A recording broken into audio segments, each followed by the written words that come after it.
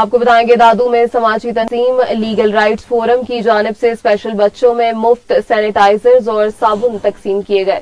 اسی حوالے سے مزید جانتے ہیں ریاض چاندیو کی اس رپورٹ میں.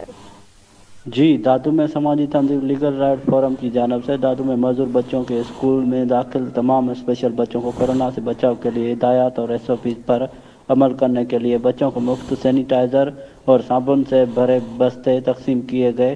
اس موقع پر ڈپٹی ڈائریکٹر مراد خان جمالی اور deputy physical education officer Muhammad Bakhsh نے مہمان خصوصی طور پر شرکت کی اور بچوں کو ہاتھ دھونے اور سینیٹائزر کے استعمال کا طریقہ کار بتایا. لیگل رائٹ فورم کے رہنما عمران بنڈے اور کامران کورائی نے بتایا کہ دادو کے 20 سے زائد اسکولوں میں ہمارے ادارے کی جانب سے واش بیسن کی سہولیات کے ساتھ مفت ہائیجن کٹ تقسیم کی ہے تاکہ بچے کورونا کی وبا سے محفوظ رہیں. جی DIG